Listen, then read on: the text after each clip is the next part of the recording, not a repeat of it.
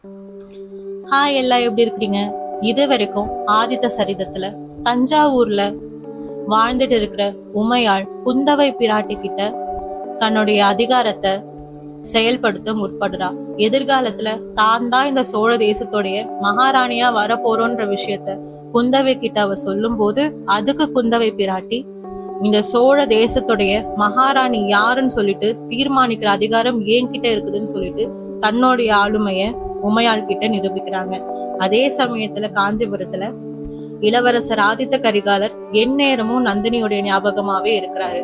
இத கவனிச்ச பராந்தக தேவி எப்படியாவது அவளுடைய நினைவு கிட்ட இருந்து ஆதித்த கரிகாலரை மீட்டுட்டு வரணும்னு சொல்லி ரொம்ப கடுமையான வார்த்தைகளால அவங்கள சாடிடுறாங்க. இதனால கோபமான கரிகாலர் உடனடியா அங்க இருந்து கிளம்பி மகேந்திர தடாகத்துக்கு போயிட்டாரு. ஆனா இந்த விஷயத்தையும் பராந்தக தேவி கரிகாலர் கிட்ட கோபமா நடந்துகிட்ட விஷயத்தையும் ஏத்துக்க முடியாத வந்தியத்தேவன், கரிகாலருடைய வாழ்க்கையில முடிவெடுக்கிறதுக்கு உங்களுக்கு எந்த அதிகாரமும் கிடையாது, 1000 தான் இருந்தாலும் நீங்க அவரை வளர்த்தவங்க மட்டும்தான், அவங்களை பெத்தவங்க கிடையாதுன்னு சொல்லி ரொம்ப கடுமையா பராந்தக தேவியுமே பேசிடுறாரு. இது வரைக்கும் நம்ம பார்த்தோம். இதுக்கப்புறமா என்ன நடந்ததுன்னு சொல்லிட்டு பாப்போமா? மகேந்திர தடாகத்துக்கு போன ஆதித்த கரிகாலர் அந்த இடத்துல நந்தினி தனிமையில ஒரு சிங்கத்துக்கிட்ட மாட்டிக்கிட்டதையும் அந்த சிங்கம் அவளை தாக்க முற்படுறதையும் கவனிக்கிறாரு. ஒரு வழியா பல தரப்பட்ட போராட்டத்துக்கு அப்புறமா அந்த சிங்கத்தை தன்னுடைய கைகளாலேயே கொன்னு நந்தினிய அந்த சிங்கத்துக்கிட்ட இருந்து கரிகாலர் காப்பாத்துறாரு. அதே சமயத்துல தன்னுடைய கண்ணு முன்னாடி நடந்த அந்த இரத்த கலரியான காட்சிய சகிக்க முடியாத நந்தினி அதே இடத்துல மயங்கி போயிடுறா. அவ கண்முழிச்சு பார்க்கும்போது அந்த இடத்துல இருந்த ஒரு தனித்து விடப்பட்ட மண்டபத்துல நந்தினி படுத்து கிடக்குற விஷயத்த அவ கவனிக்கிறா. நாம எப்படி இங்க வந்தோம்? கொஞ்ச நேரத்துக்கு முன்னாடி ஒரு சில காட்சிகள் எல்லாத்தையும் நம்ம பார்த்தோமே, அந்த காட்சிகள் எல்லாம் உண்மைதானா, இல்ல அதெல்லாம் நம்மளுடைய கற்பனையான்னு சொல்லிட்டு நந்தினி குழம்பி போயிட்டு இருந்த அதே சமயத்துல ஆதித்த கரிகாலர் நந்தினி மயக்கத்துல இருந்து கண்முழிச்சிட்ட காட்சிய பாக்குறாரு. வேக வேகமா அவகிட்ட வந்தவ அவளுடைய நெருக்கத்துல உட்கார்ந்து, உனக்கு ஒன்னும் ஆகலையேன்னு சொல்லிட்டு ஆறுதலா விசாரிக்கும் போது நந்தினியால அவருடைய நெருக்கத்தையும் நடக்கிற இந்த விஷயத்தையும் நம்பவே முடியல. ஒருவித மயக்கத்திலேயே நந்தினியுமே இருந்தா. அப்போதான் கரிகாலர் எதுக்காக இந்த நேரத்துல நீ இந்த மகேந்திர தடாகத்துக்கு வரணும் அப்படின்னு சொல்லிட்டு கேட்கும்போது, கொஞ்சம் கொஞ்சமா தன்னுடைய சித்தம் தெளிஞ்ச நந்தினியும் கரிகாலர்கிட்ட, நான் கொஞ்ச நேரம் தனிமையில இருக்கணும்னு சொல்லிட்டு இங்க வந்தேன். என்னுடைய அத்தை உடனடியா என்னை இலங்கைக்கு போறதுக்கு கட்டளை பிறப்பிச்சிருக்காங்க அப்படின்ற விஷயத்த கரிகாலர் கிட்ட சொல்லும் போது அவரால் அதிர்ச்சியை தாங்கவே முடியல. நந்தினி தன்னை விட்டுட்டு இங்க இருந்து கிளம்பி போறாளான்ற விஷயம் கரிகாலருக்கு ரொம்ப அதிர்ச்சியையும் கோபத்தையும் கொடுக்குது. அதே சமயத்துல கரிகாலர் எப்படி அந்த சிங்கத்தை கொன்னு தன்னை காப்பாத்தினாருன்ற விஷயம் நந்தினியுடைய ஞாபகத்துல வருது. அதனால பயந்து போனவ கரிகாலர் கிட்ட இருந்து விலக முயற்சி பண்றா. அப்பதான் புரியுது நந்தினி தன்னை பார்த்து பயப்படுறா அப்படின்ற விஷயம் கரிகாலருக்கு. இதனால ஆதித்த கரிகாலர், நீ பயப்படுறதுக்கு என்ன அவசியம் இங்க வந்துடுச்சு? நான் உன்னை காப்பாத்துறதுக்கு தான் முயற்சி பண்றேன், என்னையே பார்த்து நீ எதுக்காக பயப்படுற அப்படின்னு சொல்லி கேட்கும் போது நந்தினியால எதையுமே சொல்ல முடியல. அவளால எப்படி சொல்ல முடியும்? ஒரு பூவை விட மென்மையான மனம் படைத்த நந்தினி தன்னுடைய மனச யுத்த களத்திலையும் கொலை தொழிலும் புரிகிற ஒருத்தனுக்கு எப்படி அந்த மனசை பறி கொடுத்தான்ற விஷயம் அவளுக்கே தெரியாத போது அவனுக்கு எப்படி அந்த விஷயம் தெரியும்? இருந்தாலும் மகாபத்மநாபருடைய நந்தினி தன்னுடைய மனச முடிஞ்ச அளவுக்கு ஆதித்த கரிகாலர் கிட்ட விளக்க முயற்சி பண்றா. ஆரம்ப காலத்துல இருந்தே ஒருத்தரை கொன்னு வாழற அந்த வாழ்க்கையில என்ன ஒரு தர்மம் கிடைக்க போகுது, என்ன ஒரு நியாயத்தை எதிர்பார்க்க முடியும்னு சொல்லி தன்னுடைய ஞானத்துல அவளுக்கு என்னென்ன விஷயங்கள் தெரியுதோ அது எல்லாத்தையும் கரிகாலருக்கு விளக்க முயற்சி பண்றா. ஆதித்த கரிகாலரும் அவளை தடுக்கவே இல்லை. எப்பவுமே யுத்த காலத்தை பத்தி மட்டுமே யோசிச்சுட்டு இருக்க தனக்கு தன்னை நல்வழிப்படுத்துறதுக்கு எப்பேற்பட்ட ஒருத்தி வாழ்க்கை துணையா வரப்போறான்ற விஷயம் மட்டும்தான் அவளுடைய புத்தியில ஓடிட்டு இருந்துச்சு. இவளை கல்யாணம் பண்ணிக்கிறதுனால நான் எவ்வளவு ஒரு பாக்கியசாலியா ஆக போறோம், இவ மூலமா இந்த உலகத்துக்கு வரப்போற என்னுடைய உதிரம் எந்த அளவுக்கு நியாய தர்மத்துடைய வழியில தன்னுடைய வாழ்க்கையை நடத்த முயற்சி பண்ணும். இப்பேற்பட்டவளை நான் கல்யாணம் பண்ணிக்கணும் அப்படின்னா நிச்சயமா அது இறைவனுடைய அனுகிரகம் இருந்தா மட்டும்தான் முடியும். அப்பேற்பட்டவளை அடையறதுக்கு தான் எந்த அளவுக்கு பாக்கியம் செஞ்சிருக்கோன்ற அளவுக்கு ஆதித்த கரிகாலர் யோசிக்க ஆரம்பிச்சிட்டாரு. அந்த அளவுக்கு நந்தினியுடைய பேச்சு அவருக்கு ரொம்பவே பிடிச்சு போயிருந்தது. அதே சமயத்துல தான் ஆதித்த கரிகாலர், அதாவது பார்த்திபேந்திரன் கூட ஒரு ஆண்மகன் கூட தனிமையில இருக்கிறோன்ற விஷயத்த உணர்ந்த நந்தினி உடனடியா அங்கிருந்து கிளம்பணும்னு சொல்லிட்டு ஆசைப்படுறா. ஆனா ஆதித்த கரிகாலர் அதுக்கு மறுக்கிறாரு.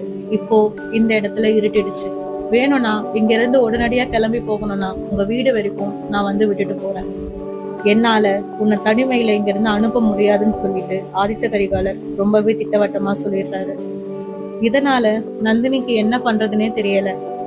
அவ சதுர்வேதி மங்கலத்துல இருந்து கிளம்பும் போதே நான் மகேந்திர தடாகத்துல கொஞ்ச நேரம் இருந்துட்டு வரேன்னு சொல்லி தன்னுடைய அத்தை கிட்டையும் சிவகாமி கிட்டையும் சொல்லிட்டு தான் வந்தா. ஆனா திரும்பி போகும்போது கரிகாலர் கூட தன்னை யாராவது பாத்துட்டாங்கன்னா நிச்சயமா அது மிகப்பெரிய ஒரு சங்கடத்தை விளைவிக்கும்னு சொல்லிட்டு நந்தினிக்கு நல்லாவே தெரிஞ்சது. அதனால என்ன பண்றதுன்னு சொல்லிட்டு புரியாம இருந்த நந்தினி மௌனமா இருந்தபோது ஆதித்த கரிகாலர் அன்னைக்கு ஒரு நாள் அந்த ராத்திரி நேரத்துல தன்னுடைய கட்டுப்பாட்டையும் மீறி அவர் நந்தினி கிட்ட நடந்த முறைக்காக மனப்பூர்வமா மன்னிப்பு கேட்கிறாரு. இத நந்தினி கொஞ்சம் கூட எதிர்பார்க்கவே இல்லை. 1000 தான் இருந்தாலும் அவர் தான் ஆதித்த கரிகாலர், அவர் ஒரு நாட்டுடைய இளவரசன்ற விஷயம் நந்தினிக்கு தெரியாது. ஆனா ஒரு மாவீரன் ராஷ்டிரகூட யுத்தத்துல ஒரு இளவரசனையே நேருக்கு நேரா தனிமையில ஒருத்தனுக்கு ஒருத்தனா சந்திக்கிற துணிச்சல் படைச்ச ஒருத்தன் தாங்கிட்ட, ஒரு சாதாரண பெண்ணான தாங்கிட்ட வந்து மனப்பூர்வமா மன்னிப்பு கேட்கிறான் என்ற விஷயம் நந்தினிய ரொம்பவே ஆச்சரியப்படுத்துது. அந்த மன்னிப்பால அதனால் வரைக்கும் ஆதித்த கரிகாலர் மேல அவ வச்சிருந்த அந்த வெறுப்பு அடியோட மறைஞ்சு போகுது. அதே சமயத்துல கரிகாலரும் நந்தினி கிட்ட என்னுடைய வாழ்க்கையில இப்படி ஒரு சூழ்நிலையில நான் மனப்பூர்வமா மன்னிப்பு கேட்பேன்ற ஒரு விஷயத்தையே நான் எதிர்பார்க்கலன்னு சொல்லும் போது தன்னையும் மீறி நந்தினிக்கு ஒரு சிரிப்பு வந்துடுது. அந்த சிரிப்பு உண்மையிலேயே கரிகாலரை ரொம்பவே மயக்கிடுது. முதல்ல அவர் சிரிக்கிற அழக ஆதித்த கரிகாலர் கண் இமைக்காம ரசிக்கிறாரு. அந்த அளவுக்கு ஈடுபாடோட அவர் எதையுமே ரசிச்சது கிடையாது. அந்த சூழ்நிலையில அன்னைக்கு அவ குடில்ல விட்டுட்டு போன அந்த ஆபரணத்தை ஆதித்த கரிகாலர் அவகிட்டயே ஒப்படைக்கிறாரு. இத நந்தினி எதிர்பார்க்கவே இல்லை. இது எப்பவுமே எந்த சூழ்நிலையிலுமே என்கிட்டதான் இருக்கும். இது என்கிட்ட இருக்கும் போதெல்லாம் நீயே என் கூட இருக்கிற மாதிரி எனக்குள்ள ஒரு உணர்வு ஏற்படும். அது என்னவோ தெரியல, நான் இவ்வளவு பெரிய வீரனா இருந்துமே நீ என் கூட இருக்கிறன்ற உணர்வு எனக்கு ரொம்ப துணிச்சல கொடுக்கும், ரொம்ப ஒரு தைரியத்தை கொடுக்கும். அன்னைக்கு நீ சொன்ன சில வார்த்தைகள் எனக்கு இன்னைக்குமே ஞாபகம் இருக்கு. எப்பவாவது ஒரு நாள் நீ திரும்பி வருவியா, என்னை சந்திப்பியான்னு சொல்லிட்டு நீ கேட்டில்ல, இன்னைக்கு நான் திரும்பி வந்திருக்கிறேன். என்னுடைய மனசுல இருக்கிற அந்த காதலை முழுமையா நான் உன்கிட்ட சொல்ல வந்திருக்கேன். என்னை நீ கல்யாணம் பண்ணிக்கிறியான்னு சொல்லிட்டு தன்னுடைய மனசுல இருந்த அந்த விஷயங்கள், அந்த ஏக்கங்கள், அந்த காதலை நந்தினி கிட்ட மனப்பூர்வமா இளவரசர் ஆதித்த கரிகாலர் சொல்லிடுறாரு. இத நந்தினி கொஞ்சம் கூட எதிர்பார்க்கவே இல்லை. அவருக்கு என்ன பதில் சொல்றதுன்னே புரியாம கண்ணீரோட தலை குனிஞ்சா மாதிரி அந்த இடத்துல நந்தினி உட்கார்ந்துட்டு இருந்தா.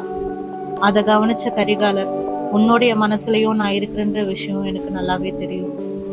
ஆனா எது உன்னை என்கிட்ட நெருங்க விடாம தடுக்குதுன்னு மட்டும் என்கிட்ட சொல்லு. நான் என்னுடைய வாழ்க்கையில என்னுடைய தாயாருக்கு நான் ஒரு சத்தியம் பண்ணி கொடுத்தேன். என்ன ஆனாலும் சரி, என்னுடைய மனசு யார் மேல காதல் வயப்படுதோ அவளை தவிர்த்து வேற ஒருத்திய என்ன ஆனாலும் சரி நான் திருமணம் செய்துக்க மாட்டேன்னு சொல்லி என் தாயாருக்கு நான் சத்தியம் பண்ணி கொடுத்தேன். அந்த சத்தியத்தை பொறுத்து நான் சொல்றேன், உன்னை தவிர என்னுடைய வாழ்க்கையில வேற எந்த பொண்ணுக்குமே இடம் கிடையாது. ஒருவேளை என்னை கல்யாணம் பண்ணிக்க மாட்டேன்னு சொல்லிட்டு நீயே மறுத்தாலும் வேற ஒரு பொண்ணை தேடி நான் நிச்சயமா போக மாட்டேன்னு சொல்லிட்டு சொல்லும் போது நந்தினி தன்னையும் மீறி மனசுடைஞ்சு அழ ஆரம்பிச்சிடுறா. அப்படி அழுதவளை எப்படி சமாதானம் படுத்தணும்னு சொல்லிட்டு கரிகாலருக்கு தெரியவே இல்லை. சின்ன வயசுல இருந்தே அவருக்கு யுத்த கலைகள் சொல்லி கொடுக்கறதுக்கு 1000 பேர் இருந்தாங்க.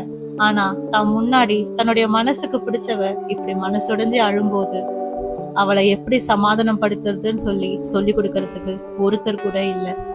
அதனால தன்னுடைய கண்ணியத்தை எல்லாத்தையும் தாண்டி, தன்னுடைய ஒழுக்கத்தை தாண்டி, தான் வளர்ந்த எல்லாத்தையும் தாண்டி ஆறுதலா நந்தினிய தன்னுடைய மார்போடு அணைச்சுக்கிறாரு ஆதித்த கரிகாலர். அதே சமயத்துல நந்தினியுமே தன்னுடைய தந்தையார் தனக்கு சொல்லி கொடுத்து வளர்த்த அந்த ஞானத்தையும் ஒழுக்கத்தையும் எல்லாத்தையும் தாண்டி ஆதித்த கரிகாலருடைய நெஞ்சோட கொஞ்ச நேரத்துக்கு அப்படியே ஐக்கியமாயிடுறான். ரெண்டு பேருமே அப்படியே சிலையாயிடுறாங்க கொஞ்ச நேரத்துக்கு. அதுக்கப்புறம் முதல்ல அந்த இடத்துல சித்தம் தெளிஞ்ச நந்தினி கரிகாலர் கிட்ட இருந்து நாணத்தோட விலகி உட்கார்ந்துடுறா. அப்போ ஆதித்த கரிகாலர் நந்தினி கிட்ட மென்மையான ஒரு குரல்ல அன்போடையும் காதலோடையும், இன்னைக்கு ராத்திரி நம்ம இங்கேயே இருக்கலாம், கவலைப்படாத. 1000 தான் உன் மேல எனக்கு காதல் இருந்தாலும் உன்னுடைய கண்ணியம் என்கிட்ட பாதுகாக்கப்படும். நான் நிச்சயமா உன்னை இந்த இடத்துல பாதுகாப்பேன். உன்னை எந்த காரணத்துக்காகவும் நான் பலவந்தப்படுத்த மாட்டேன். விடிஞ்சதுமே அந்த சதுர்வேதி மங்கலத்துடைய எல்லையில உன்னை விட்டுட்டு நான் கிளம்பி போயிடுறேன். இன்னைக்கு ஒரு நாள் என் கூடவே இருன்னு சொல்லி ஆதித்த கரிகாலர் ரொம்ப உருக்கமா நந்தினி கிட்ட கேக்குறாரு. ஆனா நந்தினி என்னதான் அதுக்கு ஆசைப்பட்டாலுமே, இல்ல நான் இங்க இருக்கிறது நியாயமாகாது, அது தவறு அப்படின்னு சொல்லி பலவீனப்பட்ட அவளுடைய மனசோட எவ்வளவோ ஆதித்த கரிகாலருக்கு விளக்க முயற்சி பண்றான். ஆனா ஆதித்த கரிகாலர் அதை எதையுமே மதிக்கிற மாதிரி இல்ல. சரி, நான் உன்னை பாதுகாக்க வேண்டாம், நீ என்ன பாதுகாக்கலாம் இல்லையா? நான் நிம்மதியா தூங்குறேன். என்ன எந்த சிங்கமும் சரி புலியும் சரி வேட்டையாடாம நீ பாத்துக்கோன்னு சொல்லி தன்னை விட்டு விலகி அமர்ந்திருந்தவளுடைய மடியில அவளுடைய அனுமதி கூட கேட்காம உரிமையோட படுத்துக்கிறாரு ஆதித்த கரிகாலர். இத நந்தினி கொஞ்சம் கூட எதிர்பார்க்கவே இல்லை. ஒரே ஒரு வார்த்தை கூட நந்தினி அவரை எதிர்த்து பேசவும் இல்லை, அவருடைய அந்த செய்கைய ஆதரிக்கவும் இல்லை. அவ அப்படியே அமைதியா தலை குனிஞ்சா மாதிரியே உட்கார்ந்துட்டு இருந்தா. ஆதித்த கரிகாலருடைய கண்கள் நந்தினிய பார்த்த வண்ணமே இருந்துச்சு. கொஞ்சம் கொஞ்சமா ஆழ்ந்த மயக்கத்துல அவளை பார்த்தா மாதிரியே அப்படியே தூங்கி போயிடுறாரு ஆதித்த கரிகாலர். அவர் தூங்கிட்டாருன்ற விஷயம் தெரிஞ்சதுக்கு அப்புறம் தான் அன்னைக்கு அந்த ராத்திரி தனிமையில எப்படி காதலோட அவருடைய தலைக்கேசத்தை அவ கோதி விட்டாலோ அதே மாதிரி தயங்கி தயங்கி மறுபடியும் அவருடைய தலைக்கேசத்தை நந்தினி கோதி விடுறா.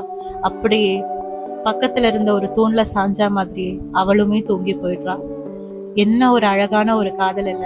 இந்த காதல் எதிர்காலத்துல கை கூடினா எப்படி இருக்கும்? ஆனா அதே சமயத்துல இந்த காதல் கை கூடாம போகிறதுக்கு எத்தனை சக்திகள் தான் இந்த காதலுக்கு எதிரா இருக்குது. அதுலயும் குறிப்பா நந்தினியோடைய அத்தையும் ஆதித்த கரிகாலருடைய தாயாருமே இதுக்கு எதிரா இருக்கிறாங்களே. சரி, அவங்கதான் இருக்கிறாங்கன்னு சொல்லிட்டு பார்த்தோம்னா ஒட்டுமொத்த சோழ சாம்ராஜ்யமுமே இதுக்கு எதிரா இருக்குது. இதையெல்லாம் தாண்டி இந்த ரெண்டு இதயமும் வாழ்க்கையில ஒண்ணு சேருமா? அவங்க அப்படி ஒண்ணு சேர்றதுக்கு விதி இருக்குதா?